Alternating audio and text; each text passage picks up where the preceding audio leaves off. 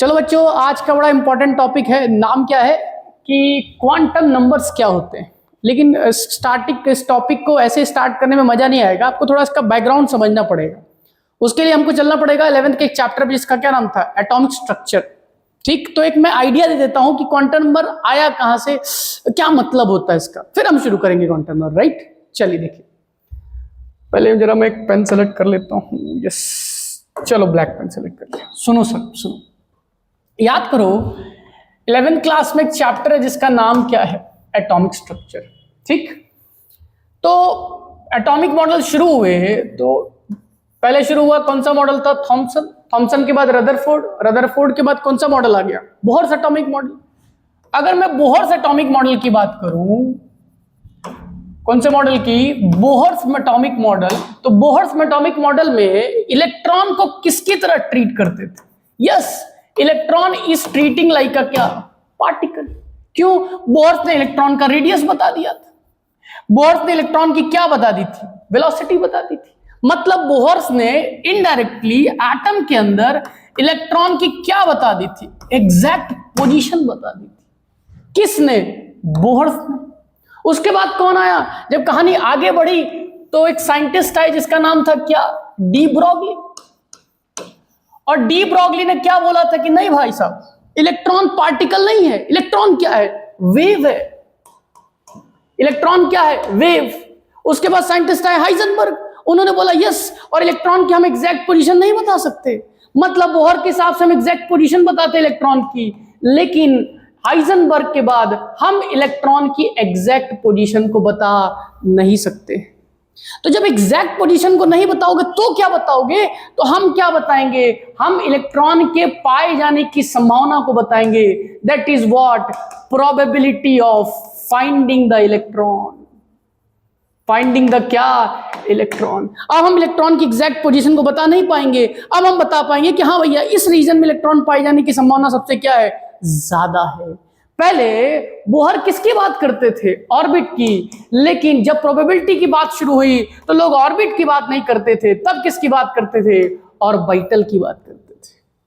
Done. And what was orbital, तो orbital atom के अंदर वो रीजन या स्पेस जहां पर इलेक्ट्रॉन पाए जाने की संभावना सबसे ज्यादा है, उस रीजन को हम क्या कहते थे बच्चों, ऑर्बिटल कहते थे। बात समझ में आई। इसी से रिलेटेड एक साइंटिस्ट आया था जिसका नाम क्या था, यस, जिनका नाम था स्क्रूडिंगर।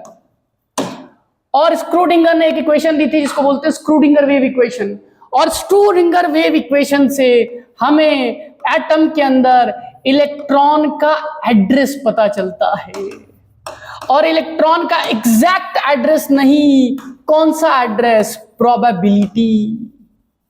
और इस इलेक्ट्रॉन की इसी एड्रेस का नाम क्या है, क्वांटम नंबर।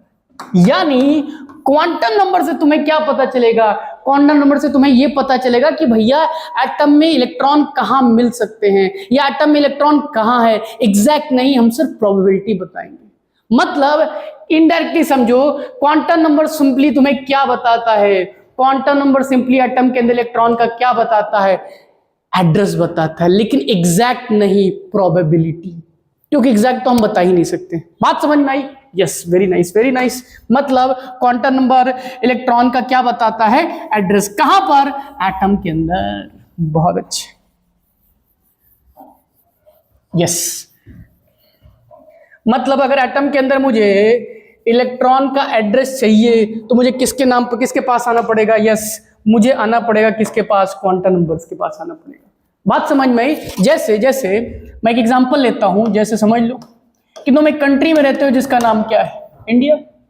और तुम्हारा एक दोस्त है जो कहां रहता है, ऑस्ट्रेलिया में रहता है, और वो तुम्हें चिट्ठी भेजना चाहता है। तो ऑब्वियस सी बात है, पहले बात तुम्हें क्या मेंशन करेगा, अगर वो तुम्हें चिट्ठी भेजना चाहता है तो तुम्हें मेंशन क्या करेगा, तो तुम्हारा मेंशन करेगा सबसे पहले कंट्री मेंशन करेगा कि भाई साहब तुम किस कंट्री में रहते हो। दूसरा, चिट्ठी को भेजने के लिए सेकंड चीज क्या मेंशन करना पड़ेगा, उसको स्टेट मेंशन करना पड़ेगा। तीसरा क्या मेंशन करना पड़ेगा बच्चों, सिटी मेंशन करना पड़ेगा। और चौथा क्या मेंशन करना पड़ेगा, मोहल्ला। क्यों भाई साहब, घर क्यों नहीं मेंशन किया, मैंने पहले ही बताया था कि इलेक्ट्रॉन का एग्जैक्ट पोजीशन फाइंड करना तो पॉसिबल नहीं है। तो मैक्सिमम इलेक्ट्रॉन के कहां तक जा सकते हैं, मोहल्ले तक जा सकते हैं। और ये सारी जानकारी किससे प्राप्त होगी, किससे मिलने वाली है, इसको हम क्या बोलते हैं, क्वांटम नंबर्स। वैसे ही जैसे ही आपके एड्रेस में 4 कंपोनेंट होते हैं, वैसे ही इलेक्ट्रॉन के एड्रेस में भी कितने कंपोनेंट होते हैं बच्चों, 4 कंपोनेंट होते हैं। जो पहला कंपोनेंट होता है उसको हम बोलते हैं क्या, this is known as principal quantum number. Done. जो सेकंड क्वांटम नंबर होता है उसको बोलते हैं क्या, एजाइमुथल क्वांटम नंबर। यस। जो थर्ड क्वांटम नंबर होता है उसको हम क्या कहते हैं, मैग्नेटिक क्वांटम नंबर। परफेक्ट। और जो फोर्थ क्वांटम नंबर होता है बच्चों, जो स्क्रूडिंगर ने नहीं दिया था या इसके इक्वेशन से हमको नहीं मिला था, उस क्वांटम नंबर को क्या बोलते हैं बच्चों, स्पिन क्वांटम नंबर। मतलब अगर तुम्हें एटम के अंदर इलेक्ट्रॉन का एड्रेस जानना है तो you have at least, you should know how many components of quantum number, 4। पहला कंपोनेंट का नाम क्या है, प्रिंसिपल क्वांटम नंबर। दूसरे का नाम क्या है, एजाइमुथल क्वांटम नंबर। तीसरे का नाम क्या है, मैग्नेटिक क्वांटम नंबर। और चौथे का नाम क्या है, spin quantum number. Got it? अब 1 by 1 क्वांटम नंबर पढ़ेंगे और पता चलेगा कि हाँ भाई हर क्वांटम नंबर क्या बताता है। जैसे एक एग्जांपल समझो, जैसे अगर मैंने मोबाइल नंबर के आगे +91 लिख दिया, इसका मतलब ये कंपोनेंट क्या बता रहा है, तो ये कंपोनेंट सिंपली, ये कंपोनेंट किसके बारे में बात कर रहा है, कंट्री के बारे में। ऐसे ही तुम्हारे सारे क्वांटम नंबर कुछ ना कुछ इलेक्ट्रॉन के एड्रेस के बारे में बताएंगे। डन। चलिए, बहुत अच्छा। अब जरा शुरू करते हैं। यस। जो पहला क्वांटम नंबर है बच्चों, उसका नाम क्या है, प्रिंसिपल क्वांटम नंबर। ध्यान से सुनना। इसको रिप्रेजेंट किससे करते हैं, इसको मैं जरा ऊपर कर देता हूं। यस, इसको मैं जरा ऊपर कर देता हूं। यस, इसको रिप्रेजेंट किससे करते हैं बच्चों, तो principal quantum number is represented by, yes, principal quantum number is represented by क्या, n। डन। जैसे जैसे तो प्रिंसिपल क्वांटम नंबर बताता क्या, पहले तो ये समझना पड़ेगा। तो प्रिंसिपल क्वांटम नंबर किसके बारे में बताता है, शेल के बारे में बताता है। जैसे अगर प्रिंसिपल क्वांटम नंबर या n की वैल्यू 1 है, इसका मतलब समझ लो इलेक्ट्रॉन कौन से शेल में बैठा हुआ है, k शेल में बैठा हुआ है। डन। अगर प्रिंसिपल क्वांटम नंबर की वैल्यू 2 है तो इलेक्ट्रॉन कौन से शेल में बैठा हुआ है, l शेल में बैठा है। अगर प्रिंसिपल क्वांटम नंबर की वैल्यू 3 है तो इलेक्ट्रॉन कौन से शेल में बैठा है, m शेल में बैठा है। और अगर n की वैल्यू 4 है तो इलेक्ट्रॉन कौन से शेल में बैठा है, n में बैठा है। यानी अगर तुम्हें प्रिंसिपल क्वांटम नंबर के बारे में पता होगा तो इनडायरेक्टली तुम बता सकते हो कि इलेक्ट्रॉन कौन से शेल में बैठा हुआ है। डन। दूसरी बात समझो यार, याद करो जरा बोहर मॉडल को। बोहर मॉडल ने एक एनर्जी का एक्सप्रेशन दिया था और एक रेडियस का एक्सप्रेशन दिया था। डन। अब रेडियस वाला जो एक्सप्रेशन था उसकी वैल्यू थी 0.529 इंटू n स्क्वायर बाई क्या, z। खुद ही सोचो यार, अगर मैं k से l की तरफ आ रहा हूं, l से m और m से n की तरफ आ रहा हूं, तो n की वैल्यू बढ़ेगी। और n की वैल्यू बढ़ेगी तो ऑब्वियस सी बात है बोहर के हिसाब से क्या बढ़ेगा, रेडियस। यानी तुम अगर प्रिंसिपल क्वांटम नंबर पता है तो तुम्हें इनडायरेक्टली क्या पता है, रेडियस। यानी तुम ये भी बोल सकते हो कि प्रिंसिपल क्वांटम नंबर किसके बारे में बता सकता है, सेल के रेडियस के बारे में बता सकता है। दूसरी बात समझो, एनर्जी वाला एक्सप्रेशन तुमको याद होगा, क्या फॉर्मूला था, तो -13.6 इंटू क्या, z स्क्वायर अपॉन क्या, n स्क्वायर। तुमको समझो व्हाट इज n, तो n का मतलब क्या है, प्रिंसिपल क्वांटम नंबर। और n पता है तो तुम्हें क्या पता है, E पता है। E मतलब शेल की टोटल एनर्जी पता है। इनडायरेक्टली प्रिंसिपल क्वांटम नंबर किस किस की बात, पहला प्रिंसिपल क्वांटम नंबर किसके बारे में बात करेगा, अगर आपको प्रिंसिपल क्वांटम नंबर पता है तो इलेक्ट्रॉन का क्या पता है, शेल। दूसरा, अगर n की वैल्यू पता है तो इलेक्ट्रॉन की क्या पता है, टोटल एनर्जी पता है। डन। अगर n की वैल्यू पता है तो तीसरा क्या पता चला है, तो एटम का साइज पता है। क्यों भाई साहब, अरे रेडियस पता है तो एटम का क्या पता चल जाएगा, साइज। तो प्रिंसिपल क्वांटम नंबर इनडायरेक्टली कितनी बातों को बताता है, 3। पहला कौन सा, शेल। दूसरा कौन सा, शेल की एनर्जी। और तीसरा कौन सा, सेल का साइज। Got it. चलो चलो चलो, वेरी नाइस। जरा और समझते हैं भाई साहब, इसको नोट कर लेना यार। इधर देखिए, दूसरा समझो यार। अब एक बच्चे ने बोला सर आपने बोला कि क्वांटम नंबर इलेक्ट्रॉन के एड्रेस के बताते हैं, तो एड्रेस पे कितने इलेक्ट्रॉन रह सकते हैं, ये भी तो सवाल हो सकता है। बिल्कुल हो सकता है। ध्यान से सुनना, अगर तुम्हें पता करना है कि के शेल में या किसी सेल में कितने इलेक्ट्रॉन रह सकते हैं, तो फॉर्मूला होता है 2n स्क्वायर के बराबर। जैसे के शेल में n की वैल्यू कितनी है 1, तो आई कैन राइट 2 इंटू 1 का स्क्वायर, तो 2 इंटू 1 का स्क्वायर का मतलब कितना 2 इलेक्ट्रॉन, यानी के शेल में कितने इलेक्ट्रॉन रह सकते हैं 2 इलेक्ट्रॉन रह सकते हैं। डन। जरा एल के लिए निकालते हैं, तो ये हो जाएगा 2 इंटू एन की वैल्यू 2, एल के लिए 2 का स्क्वायर 4, और 4 इंटू 2 कितना 8 इलेक्ट्रॉन, यानी एल सेल में मैक्सिमम कितने इलेक्ट्रॉन रह सकते हैं 8 इलेक्ट्रॉन रह सकते हैं। जरा एन की वैल्यू रखिए, तो 2 इंटू एन की वैल्यू कितनी है 3 का स्क्वायर कितना 9 इंटू 2 कितना हो गया, yes this is what 18 electron. Done. यहां पर देखो एन की वैल्यू कितनी है दोस्त 4 का स्क्वायर कितना 16, और 16 इंटू 2 कितना हो गया, यस 32, यानी के शेल में मैक्सिमम कितने इलेक्ट्रॉन रह सकते हैं 2, एल में कितने रह सकते हैं 8, एम में कितने रह सकते हैं 18, और एन में मैक्सिमम कितने इलेक्ट्रॉन रह सकते हैं 32। This is all about the first quantum number, that is what principal quantum number. बात समझ में आई? जरा नोट करो यार, आगे चलते हैं। बहुत अच्छा, आइए साहब आइए, आगे चलते हैं, आगे चलते हैं। यस यस, जो सेकंड क्वांटम नंबर है, इस क्वांटम नंबर को हम कौन सा क्वांटम नंबर कहते हैं? This is known as azimuthal quantum number. ध्यान से समझो। अब जो प्रिंसिपल क्वांटम नंबर था वो क्या बताता है कि एटम कौन से शेल में रहता है। ऐसे ही एजाइमुथल क्वांटम नंबर, जिसको हम किससे रिप्रेजेंट करते हैं बच्चों, जिसको हम रिप्रेजेंट करते हैं एल से। किससे रिप्रेजेंट करते हैं? एल से। तो प्रिंसिपल क्वांटम नंबर क्या बताया था? प्रिंसिपल क्वांटम नंबर बताया था कि भैया इलेक्ट्रॉन कौन से शेल में रहता है। ऐसे ही एजाइमुथल क्वांटम नंबर क्या बताएगा कि इलेक्ट्रॉन कौन से सब शेल में रहता है। अब एक बच्चे ने पूछा, या गुरुजी ये बताओ ये ससुरा सब शेल क्या है? तो मैंने बोला सिंपल से समझो, अरे जैसे कंट्री के अंदर स्टेट होता है ना, वैसे शेल के अंदर क्या होता है? सब शेल होता है। और सब शेल की बात कौन करेगा? एजाइमुथल क्वांटम नंबर। और एजाइमुथल क्वांटम नंबर को किससे रिप्रेजेंट करते हैं? एल से रिप्रेजेंट करते हैं। डन। जैसे अगर मान लो, समझ लो ऐसा कि एल की वैल्यू 0 है, इसका मतलब इलेक्ट्रॉन कौन से सब शेल में रहता है? उसको बोलते हैं एस सब शेल। कौन सा सब शेल है बच्चों? एस। ऐसे ही अगर एल की वैल्यू 1 है तो इलेक्ट्रॉन कौन से सब शेल में रहता है? उस सब शेल का नाम कौन सा सब शेल है? पी सब शेल। वैसे ही अगर एल की वैल्यू 2 है तो इलेक्ट्रॉन कौन से सब शेल में रहता है? तो उस सब शेल का नाम क्या है? डी सब शेल है। ऐसे ही एल की वैल्यू 3 है तो इलेक्ट्रॉन कौन से सब शेल में रहता है? तो उस सब शेल की वैल्यू क्या है? एफ है। यानी एल की वैल्यू 0 सब शेल कौन सा? एस। एल की वैल्यू 1 सब शेल कौन सा? पी। एल की वैल्यू 2 सब शेल कौन सा? डी। और एल की वैल्यू 3 सब शेल कौन सा? एस। तो शेल के अंदर क्या होते हैं सब शेल? कितने सब शेल? 4। पहला एस, दूसरा पी, तीसरा डी, चौथा क्या? एफ। अब ये दिखते कैसे जरा समझते हैं। अब जरा समझो यार, जो एस का शेप होता है बच्चों, जो एस का शेप होता है वो स्फेरिकल शेप का होता है। तो एस का शेप कैसा है? स्फेरिकल शेप का। डन। ये जो पी का शेप है बच्चों, ये डंबल टाइप का होता है। डंबल उठाते हो ना, जिम में डंबल उठाते हैं, तो डम्बेल। तो पी का शेप कैसा बच्चों? डम्बेल। डन। अब जरा डी पे आते हैं।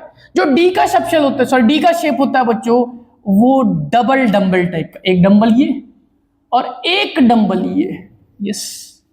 तो डी सब शेल के जो क्या बोलते हैं शेप होता है, उसको क्या बोलते हैं? Double dumbbell. अब last, yes, F sub shell. इसका जो शेप होता है बच्चों, उस शेप को बोलते हैं कॉम्प्लेक्स शेप, 3D शेप होता है, या इसको हम बोलते क्या हैं? EIGHT, 8 fold shape. मेनली हमको तीन के शेप के बारे में पता होना चाहिए। पहला कौन सा? एस का शेप कैसा बच्चों? स्फेरिकल। पी का कैसा है? डंबल। डी का कैसा है? Double dumbbell. और कोई पूछे भाई एफ का शेप कैसा है, तो एफ का शेप कैसा है? कॉम्प्लेक्स शेप या 8 फोल्ड शेप। बात समझ में आई? तो जो एजाइमुथल क्वांटम नंबर होता है किसके बारे में बताएगा? सिंपली सब शेल के बारे में। किससे रिप्रेजेंट करते हैं? एल से। एल की वैल्यू 0 तो सब शेल कौन सा? एस। एल की वैल्यू 1 तो सब शेल कौन सा? पी। एल की वैल्यू 2 तो सब शेल कौन सा? डी। और एल की वैल्यू 3 तो सब शेल कौन सा है? एफ। कितने सब शेल? 4। नोट करिए, जरा आगे चलते हैं इसमें। बहुत अच्छा। चलो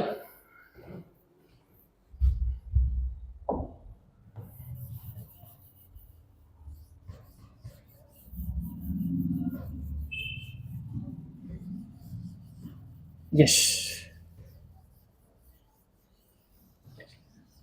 यस। अब यार समझो, एक बड़ी इंपॉर्टेंट बात है कि जैसे तुम्हारे दिमाग में अक्सर ये सवाल आता होगा कि जैसे मान लो हमारी कंट्री कौन सी है, इंडिया, और कंट्री के अंदर क्या आते हैं, स्टेट आते हैं।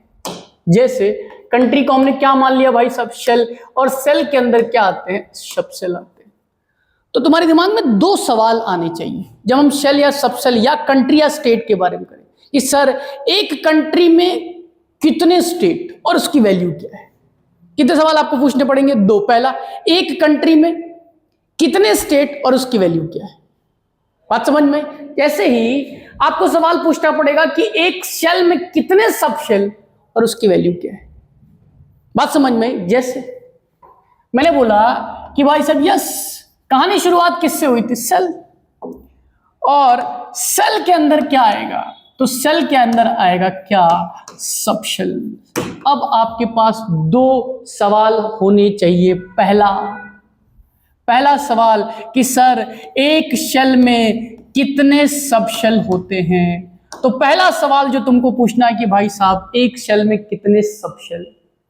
दूसरा सवाल जो पूछना है कि सर उस सब शेल की वैल्यू क्या है, उस सब शेल की क्या है, वैल्यू क्या है। डन। जैसे एक बच्चे ने सवाल पूछा, ठीक है सर तो बता दो एक शेल में कितने सब शेल होते हैं। मैंने कहा बच्चे, जितना शेल की वैल्यू है, जितना एन की वैल्यू है, वही किसकी वैल्यू है, सब शेल की वैल्यू। डन। तो बच्चे ने बोला सर उसकी वैल्यू क्या है। मैंने कहा सब शेल की वैल्यू जो होती है वो होती है कहां से, 0 से कहां तक, n-1 तक। तो एक शेल में कितने सब शेल, जितना उसका प्रिंसिपल क्वांटम नंबर, और उसकी वैल्यू कहां से, 0 से n-1। इसको ऐसे समझ सकते हैं, जरा इसको ऐसे समझते हैं, अभी आपको समझ में आ जाएगा। इसको नोट करो यार। यस, जरा इसको ऐसे समझते हैं।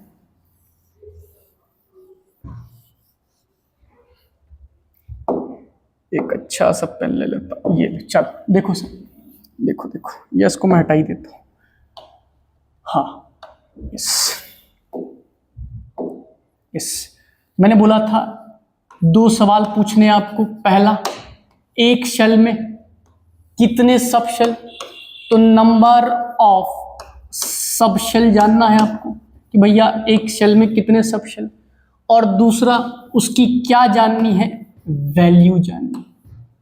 डन। तो इसके एक शेल में कितने सब शेल होते हैं, तो वैल्यू सॉरी उसका नंबर क्या होता है, n, प्रिंसिपल क्वांटम नंबर के बराबर। दूसरा, उसकी वैल्यू कितनी होती है, तो जो l की वैल्यू होती है वो होती है 0 से n-1। डन। जरा एक एग्जांपल लेते हैं यार, जरा एग्जांपल लेते हैं, अभी समझ में आ जाएगा। इधर देखो, जैसे याद करो शुरुआत कहां से की थी हमने, शेल से। पहला शेल कौन सा था, ठीक।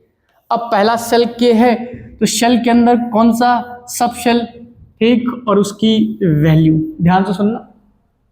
शेल कौन सा था, के। तो पहला सवाल आएगा सर के शेल के अंदर कितने सब शेल, कितने सब शेल, n के बराबर। तुम बताओ के लिए n की वैल्यू कितनी होती है, 1। तो कितने सब शेल हो जाएंगे, 1। और इसकी वैल्यू जरा चेक करते हैं, वैल्यू क्या होती है l की, 0 से n-1। n की वैल्यू कितनी है, 1। तो ये हो जाएगा 0 से 1-1, तो 1-1 क्या, 0। और मतलब l की वैल्यू 0 to 0, 0 to 0 का मतलब l की वैल्यू क्या, 0। और अभी मैंने तुमको पढ़ाया अगर l 0 है तो सब शेल कौन सा है, s सब शेल है। कौन सा सब शेल है, s सब शेल है। डन। जरा दूसरा देखो सर, दूसरा शेल कौन सा था बच्चों, l। जरा देखते हैं यार, l के लिए n की वैल्यू कितनी होती है, 2 होती है। मैंने बोला सेल के अंदर कितने सब शेल, n के बराबर, n की वैल्यू कितनी है, 2। तो सब शेल भी कितने होंगे, 2। जरा उसकी वैल्यू देखते हैं, वैल्यू कहां से कहां लाई करती है, 0 से n-1। n की वैल्यू कितनी है, 2। तो 0 से 2-1, तो 0 से 1। तो 0 से 1 का मतलब l की वैल्यू 0 एंड l की वैल्यू कितनी, 1। अब l की वैल्यू 0, तो सब शेल कौन सा हमको पता है, यस हमको पता है कौन सा सब शेल है, s सब शेल है। और जब l की वैल्यू 1 है तो सब शेल कौन सा बच्चों, यस p सब शेल है। तो तुम इसको ऐसा समझ सकते हो कि k शेल में कितने सब शेल, 1। और वो कौन सा है, एस। ऐसे ही एल्स शेल में कितने सब शेल, दो। कौन से दो, एक एस और दूसरा क्या है, डन। जरा तीसरा देखते हैं, के एल के बाद क्या आता है, एम, और एम के लिए एन की वैल्यू कितनी होती है, 3, ठीक। कितने सब शेल, एन के बराबर, एन की वैल्यू कितनी है, 3, यानी एम शेल में कितने सब शेल, 3। अब इसकी वैल्यू 0 से n-1, n की वैल्यू कितनी है, 3, तो 0 से 3-1 मतलब 0 से 2, और 0 से 2 का मतलब क्या हुआ, यस 0 1 2, और l की वैल्यू 0 है, इसका मतलब सबशेल कौन सा है, s सबशेल है। l की वैल्यू 1 है तो सबशेल कौन सा, अभी तुमने पढ़ा कौन सा सबशेल है, p सबशेल है। और l की वैल्यू 3 है तो कौन सा सबशेल है, यस d सबशेल है। यानी एम शेल में कितने सबशेल, 3। कौन कौन से, एक एस है, दूसरा पी है, तीसरा क्या है, डी है। डन। जरा अगला चलते हैं, वेरी नाइस, जरा अगला चलते हैं भाई साहब। चलो एक लास्ट, एन की वैल्यू कितने शेल थे, 4, के एल एम एन।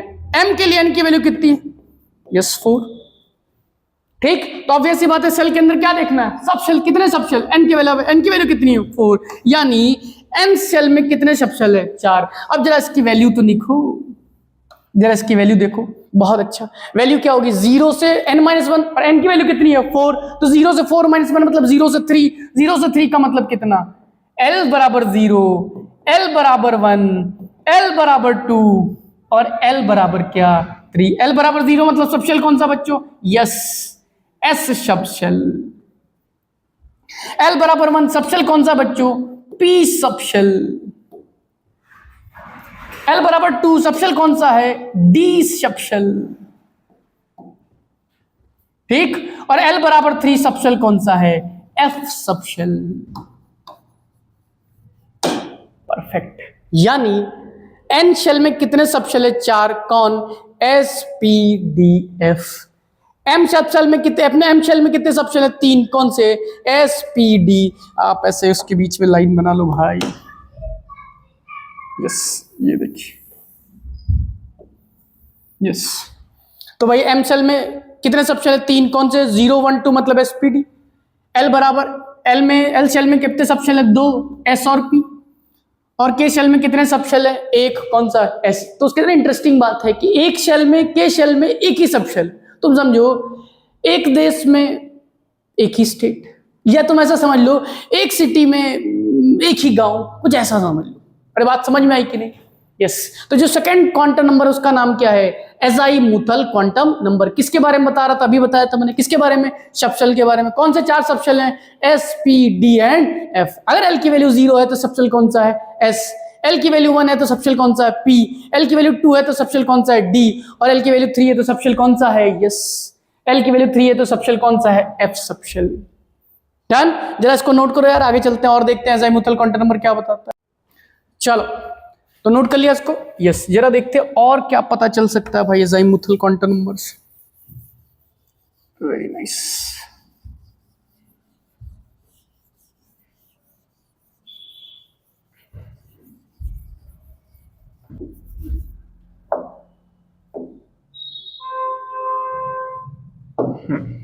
चलो तो 2 कहानी पता चली। पहली कहानी कि एजाइमुथल क्वांटम नंबर किसके बारे में बताएगा, सबशेल के बारे में। दूसरा कि एक शेल में कितने सबशेल और उसकी वैल्यू। तीसरा जो एजाइमुथल क्वांटम से तीसरी चीज पता चलेगी उसका नाम है ऑर्बिटल एंगुलर मोमेंटम। यस, क्या नाम है, ऑर्बिटल एंगुलर मोमेंटम, ठीक। और इसकी वैल्यू आपको याद रखनी पड़ेगी, वैल्यू होती है h/2π √LL+1। डन। अब जरा ध्यान से सुनना, याद करो के शेल में केवल एक सबशेल था, कौन सा, s। और k के लिए n की वैल्यू कितनी थी, 1। तो तुमको नहीं लग रहा धीरे धीरे इलेक्ट्रॉन का एड्रेस जनरेट हो रहा है। तो इलेक्ट्रॉन का पहला एड्रेस आ गया 1, के शेल में कौन सा सबशेल, s, तो इलेक्ट्रॉन का एड्रेस बन गया क्या, 1s। डन। जरा दूसरा देखो यार, क्या बात है। जरा दूसरा देखो, हमारा शेल कौन सा था, l। तो l के लिए n की वैल्यू कितनी थी, 2। और दो सबशेल कौन कौन से बने थे बच्चों? एक एस था और दूसरा क्या था? पी था। यानी सेकंड सेल में दो सबशेल का दूसरा पी, तो एड्रेस क्या बनेगा? 2s and 2p। परफेक्ट। जो तीसरा शेल था KLM, तीसरे शेल के लिए n की वैल्यू कितनी थी? 3। कितने सब शेल थे? 3। जितने शेल उतने सब शेल 3। 3 का मतलब क्या है? SPD। ठीक, तो 3s address, 3p address, 3d address. Perfect. और एक लास्ट था n बराबर 4, और n बराबर 4 के लिए कौन सा शेल था? KLMN। कितने सब शेल थे? 4। बताओ। S P D और F।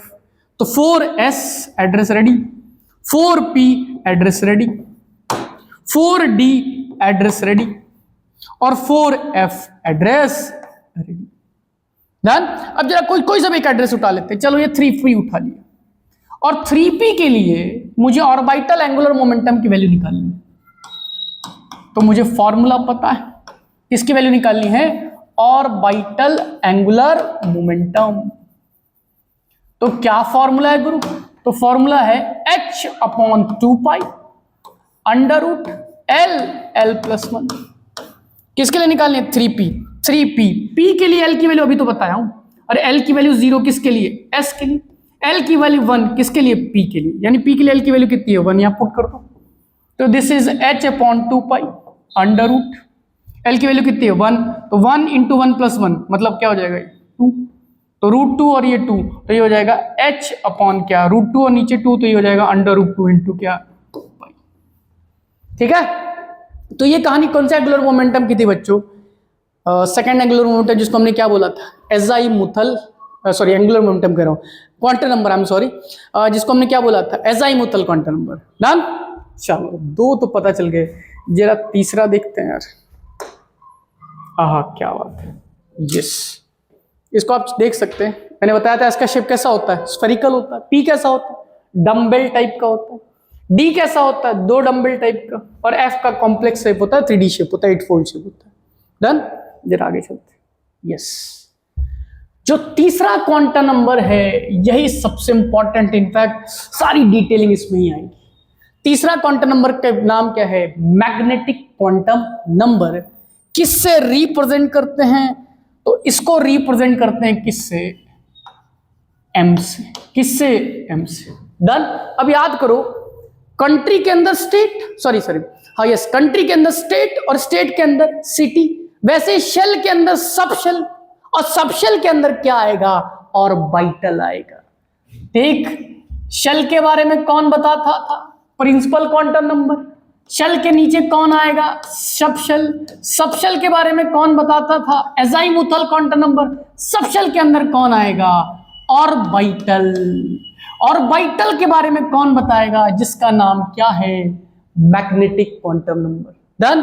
अब एक बच्चे ने सवाल पूछा कि सर ऑर्बिटल क्या है? मैंने कहा यार समझो, एटम के अंदर वो रीजन या स्पेस जहां इलेक्ट्रॉन पाए जाने की संभावना हो, उस स्पेस या उस रीजन को हम क्या कहते हैं? ऑर्बिटल कहते हैं। क्योंकि एग्जैक्ट पोजीशन तो वैसे भी मिलने वाला नहीं। डन। चलिए जरा मैग्नेटिक क्वांटम नंबर के बारे में बात करते हैं। तो अभी मैंने बोला मैग्नेटिक क्वांटम नंबर किसके बारे में बताएगा? किसके बारे में बताएगा बच्चों? ऑर्बिटल के बारे में। डन। फिर आपको एक सवाल पूछना है जो आपने सबशेल में पूछा कि सर एक शेल के अंदर कितने सबशेल और उसकी वैल्यू। वैसे ही फिर सवाल तुमको क्या पूछना है कि एक सबशेल में कितने ऑर्बिटल और उसकी वैल्यू। मतलब 2 सवाल आएंगे। पहला कि सर एक सबशेल में, मैं यहां पे लिख देता हूं, उसको मैं हटाता हूं, मतलब मैग्नेटिक क्वांटम नंबर किसको रिप्रेजेंट करता है बच्चों? ऑर्बिटल को। और ऑर्बिटल क्या होता है? एटम के अंदर वो रीजन या स्पेस जिसके अंदर इलेक्ट्रॉन पाए जाने की संभावना क्या हो? संभावना ज्यादा हो, उसको हम क्या कहते हैं? ऑर्बिटल। डन। अब जरा इसको मिटाता हूं, मैं थोड़ा और डिटेलिंग में चलेंगे यार, समझो। ओहो, ये देखिए। अब सवाल भूलना मत, सवाल यार, सवाल भूल गए तो मजा नहीं आएगा। सुनो, इसको मैं हटा ही देता हूं। मैग्नेटिक क्वांटम नंबर को किससे रिप्रेजेंट करते थे? m से। किसके बारे में बताता है? ऑर्बिटल के बारे में। डन। सवाल भूलना मत। सवाल क्या था कि सर सेल के अंदर कितने सबशेल और उसकी वैल्यू। अब अगला सवाल क्या होना चाहिए सर, सबशेल के अंदर कितने ऑर्बिटल, मतलब नंबर ऑफ ऑर्बिटल, और उसकी क्या जाननी पड़ेगी आपको, वैल्यू। डन, सुनना ध्यान से आप। यस, तो सबसे ऊपर मैंने लिख दिया सबशेल। अरे सेल के अंदर क्या आता है, सबशेल। और एक सबशेल के अंदर जो है नंबर ऑफ क्या, ऑर्बिटल, कितने ऑर्बिटल, और दूसरा सवाल आएगा सर उसकी क्या वैल्यू क्या होगी। डन, चलो अब ध्यान से सुनना। एक शेल के अंदर कितने सबशेल, n के बराबर, और एक सबशेल के अंदर कितने ऑर्बिटल, 2l+1 के बराबर। डन, और उसकी वैल्यू क्या होगी, मतलब m की वैल्यू क्या होगी, तो जो m की वैल्यू होगी बच्चों वो होगी -l से कितना, +n। डन, तो एक सबशेल के अंदर कितने ऑर्बिटल, 2l+1, और उसकी वैल्यू कितनी, -l से क्या, +l। डन, अब पूरा पूरा लेते हैं, शेल लेते हैं, सबशेल लेते हैं, ऑर्बिटल लेते हैं, फिर कहानी समझ में आएगी। बहुत अच्छा, जरा पूरा लेते हैं यार, ये नोट कर लेना, भूलना मत। चलिए जरा नोट कर।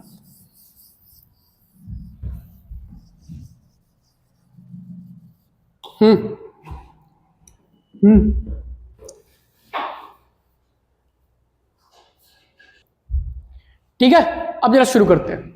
चलो बच्चों, सबसे पहले हमने क्या पढ़ा था, सबसे पहले हमने पढ़ा था क्या, शेल पढ़ा था। डन, बहुत अच्छे, इसको नीचे तक लिखते हैं। शेल के बाद क्या था बच्चों, सबशेल था। ठीक, शेल के अंदर, शेल के बाद सबशेल था, और सबशेल के लिए दो सवाल थे, एक नंबर ऑफ सबशेल और दूसरा उसकी क्या वैल्यू। कितने नंबर ऑफ सबशेल थे, n, और उसकी वैल्यू कहां से कहां थी, 0 से क्या, n-1। डन, सबशेल के अंदर कौन आता था, ऑर्बिटल आता था। क्या था ऑर्बिटल। ऑर्बिटल के लिए भी दो सवाल थे। पहला नंबर ऑफ ऑर्बिटल कितना था, 2l+1। डन, और उसकी वैल्यू क्या थी, तो उसकी वैल्यू अभी बताया था मैंने, m की वैल्यू क्या होगी, -l से कहां तक, +l तक, -l से कहां तक, +l तक। डन, चलो बहुत अच्छा। अब एक एक शेल को लेके खत्म करेंगे, पूरी डिटेलिंग करेंगे, छोड़ेंगे नहीं साहब। इधर देखो, तो जो पहला शेल था बच्चों, उस शेल का नाम क्या था, के शेल। अब के शेल, अच्छा के शेल के लिए तुम बताओ n की वैल्यू कितनी थी, 1 थी। के शेल में पहला सवाल है नंबर ऑफ शेल कितना, नंबर ऑफ सबशेल कितना, n के बराबर, और n की वैल्यू कितनी, 1। डन, और शेल के अंदर कितने सबशेल, एक, और उसकी वैल्यू 0 से n-1, n की वैल्यू कितनी, 1, तो 0 से 1 - 1 मतलब 0 से 0, और 0 से 0 का मतलब क्या, l की वैल्यू कितनी आ गई, 0, और l बराबर 0 का मतलब सबशेल कौन सा था, s। डन, तो शेल के अंदर कौन, सबशेल। अब सबशेल के अंदर कौन है, ऑर्बिटल। कितने ऑर्बिटल जरा देखते हैं, 2 × l, l की वैल्यू कितनी है, 0, 2 × 0, 0 + 1, यस, कितने ऑर्बिटल, 1, और उसकी वैल्यू देखते हैं भाई साहब, -l से +l, l की वैल्यू कितनी, -0 कुछ नहीं होता, +0 कुछ नहीं होता, मतलब -0 से +0 मतलब 0, यानी यहां पर m की वैल्यू कितनी आ गई, 0। इसकी वैल्यू 0 है, इसकी औकात 0 नहीं है। मतलब तुम समझ सकते हो, एक सेल के अंदर एक सबशेल कौन सा, s, एक सबशेल के अंदर एक ऑर्बिटल, ठीक, और उसकी वैल्यू कितनी है, 0। मान लो मैं ऑर्बिटल को किससे दिखा देता हूं, डब्बे से दिखा देता हूं। डन, चलो बहुत अच्छा। अब जरा दूसरे वाले शेल पे चलते हैं। तो दूसरा वाला शेल कौन सा था, के के बाद l। l के लिए n की वैल्यू कितनी थी, 2 थी, ठीक। अब आते हैं शेल के अंदर कितने सबशेल, n के बराबर, n की वैल्यू कितनी है, अच्छा सॉरी, n कितने सबशेल हैं, 2, इसकी वैल्यू कितनी है, 0 से n-1, n की वैल्यू कितनी है, 2, तो 0 से 2 - 1 मतलब 0 से 1, तो 0 से 1 का मतलब 0 और 1। l बराबर 0 तो सबशेल कौन सा है, s, और l बराबर 1 तो सबशेल कौन सा है, यानी l शेल में कितने सबशेल है, 2, s और p, पहले भी पढ़ चुके। अब आते हैं सबशेल के अंदर क्या ऑर्बिटल। अच्छा, एस के लिए ऑर्बिटल हम निकाल चुके हैं, बताओ एस के अंदर कितने ऑर्बिटल, एक, और उसकी वैल्यू कितनी है 0, और ऑर्बिटल को मैं किससे दिखा रहा हूं, डब्बे से। डन। अब जरा पी के लिए निकालते हैं। पी के लिए एल की वैल्यू कितनी है 1, यानी पी सबशेल में कितने ऑर्बिटल 2l + 1, तो 2 इंटू एल की वैल्यू कितनी है 1, 2 इंटू 1 + 1 यानी 2 + 1 मतलब कितना 3, यानी पी सबशेल में कितने ऑर्बिटल 3, और उनकी वैल्यू जरा देखो यार, m -l से +l, l की वैल्यू कितनी है 1, -1 से +1 मतलब -1 से +1 मतलब -1, 0 और कितना +1, यानी पी सबशेल में कितना ऑर्बिटल 3, कौन कौन सा है, जिसकी वैल्यू कितनी है -1, 0 और +1, और ऑर्बिटल को मैं किससे दिखा रहा हूं, डब्बे से, यानी पी सबशेल में 3 ऑर्बिटल हैं, कौन कौन से, -1 वाला, 0 वाला और कौन सा 1। ठीक, अब इसके नाम दे देते हैं, ऑर्बिटल के नाम दे देते हैं। पहला ऑर्बिटल को मैंने क्या बोला px, दूसरा ऑर्बिटल को मैंने क्या बोल दिया py, और तीसरे ऑर्बिटल को क्या बोल दिया pz बोल दिया। डन।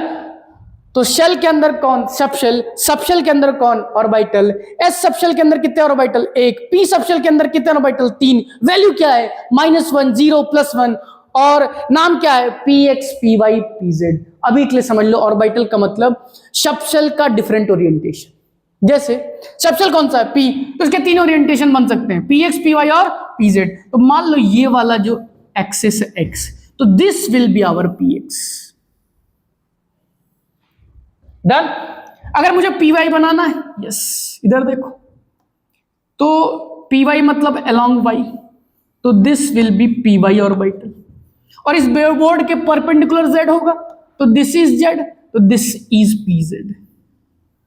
ठीक, तो मैंने सबशेल के 3 ओरिएंटेशन बना दिए, कौन कौन से, this is px, this is py and this is pz, and these are known as what, orbitals. Perfect. चलो, तो 2 सेल हमने कवर कर लिए, k और l, और आगे चलते हैं, जरा इसको मिटाते हैं, ऊपर वाला नहीं मिटा, चलिए जरा इसको मिटाते हैं भाई साहब, और दो शेल और हैं, उसको भी निपटाते हैं। पूरी डिटेलिंग पढ़नी पड़ेगी।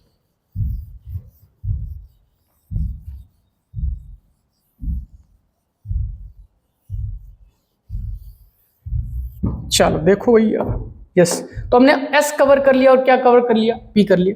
मेरे पास स्पेस की कमी थी, आप समझ लेना। अगला कौन सा है, सॉरी मतलब के कवर कर लिया, और कौन सा कवर कर लिया, एल। अगला सेल कौन सा है, इसको जगह में जरा नीचे कर देता हूं, यस।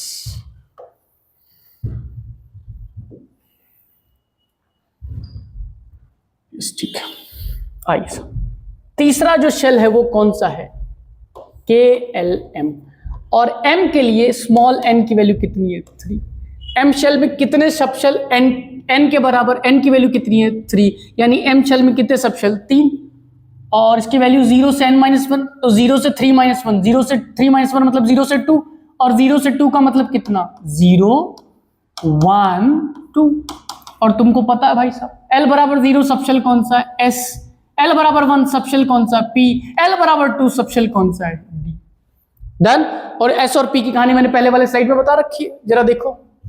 s सबशेल में कितने ऑर्बिटल थे 1, और उसकी वैल्यू कितनी थी 0, बहुत अच्छा। p में कितने थे 3, उसकी वैल्यू कितनी निकाली थी हमने, अभी तो बताया था -1 0 और +1, 3 डब्बों से दिखाया था उसको। डब्बे मतलब ऑर्बिटल कौन कौन से, एक px था, एक py था, और एक क्या था pz। डन। अब जरा d पे आते हैं, ध्यान से सुनना। d पे, d सबशेल में कितने ऑर्बिटल 2 इंटू l + 1, l की वैल्यू कितनी है 2, तो 2 इंटू 2 + 1 टोटल कितना 5, यानी d सबशेल में 5 ऑर्बिटल। जरा उसकी वैल्यू तो देखो, m की वैल्यू -l से +l, -2 से +2, तो -2 -1 0 +1 +2। ओ भाई साहब, ये 5 ऑर्बिटल है, और ये इनकी वैल्यू है, और ऑर्बिटल को मैंने किससे दिखाया है, डब्बे से। तो 1 2 3 4 और 5, इसकी वैल्यू बताओ दोस्त, -2, इसकी -1, इसकी 0, इसकी +1, और इसकी कितनी होगी +2। अब जरा इसका नामकरण कर देते हैं, जैसे p x p y p z किया था, जरा नामकरण कर देते हैं। देखो इधर, इसको मानो मैंने बोल दिया कौन सा, डी एक्स वाई, इसको हमने बोल दिया डी वाई जेड, इसको हमने बोल दिया डी जेड एक्स, इसको हमने बोल दिया d x square minus y square, और इसको हमने बोल दिया क्या, डी जेड स्क्वायर। डन। अब जरा दिखता कैसा हो, कैसा दिखता है ये 5 ऑर्बिटल कैसे दिखते हैं, मैं जरा दिखा देता हूं भाई साहब। इधर देखिए, इधर देखिए, अब समझो।